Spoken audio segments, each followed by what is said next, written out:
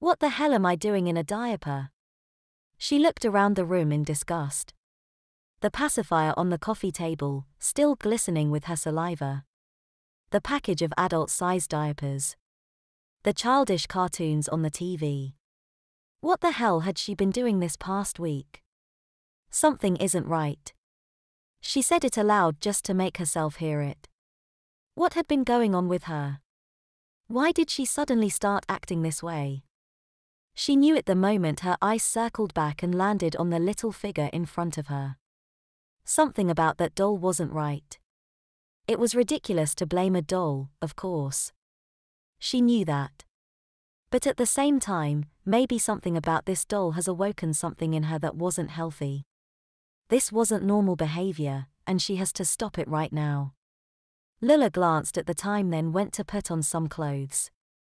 She was going to return this doll to that store right now. She wanted nothing more to do with it. She was so lost in thought leaving her apartment that she was already halfway down the elevator when she realized she was still wearing a diaper. Suddenly she was self-conscious people might be able to smell the excessive baby powder on her legs. The fact that she was holding a doll in her hands was already weird enough.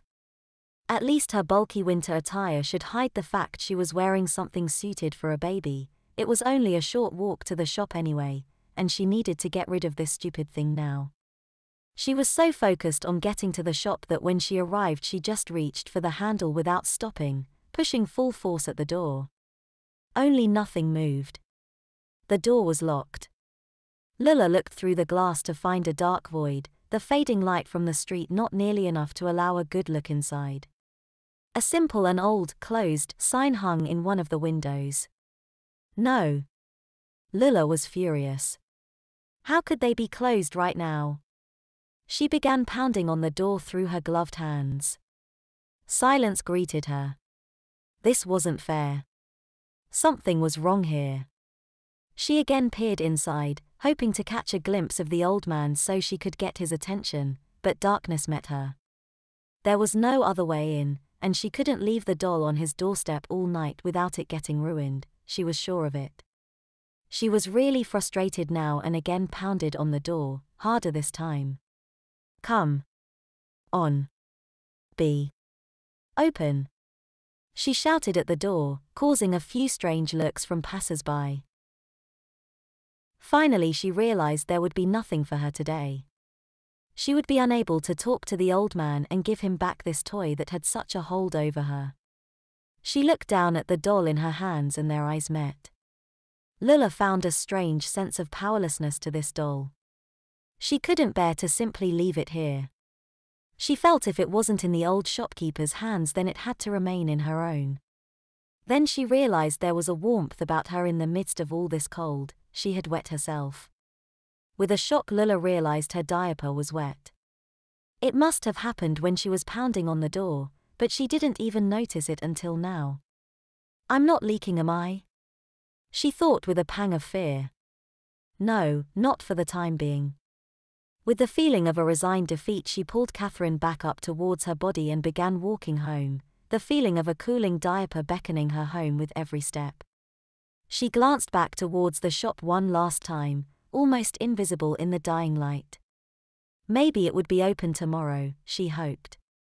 Maybe. The old bell clanged its chime as he entered the old shop, signaling to whomever it was that ran this place a rare customer had arrived.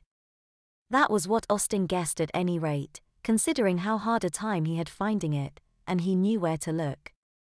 But aged and dimly lit though it was, he was hoping to find a few more hidden gems amongst the record collection. Hopefully Lila really had stumbled across somewhere with plenty more to offer. Hello, he called out as he began to take off his coat. The quiet store seemed empty. He began to meander down the aisle when suddenly, the little old man Lila had described appeared from behind a shelf. How can I help you today? He asked cheerfully. Hey there. My friend came in a few weeks back and bought some old records. I was hoping to check out your selection, Austin replied. Of course. Please, right this way. With that, the old man turned and began off towards the back of the store. As they walked towards a back room, they passed all manner of odds and ends from the past. None of it really interested tech-savvy Austin, with the exception of the old records. "So, did you enjoy the records?" the old man asked. "Yeah, they were fantastic. I couldn't believe you had those. How did you come about them?"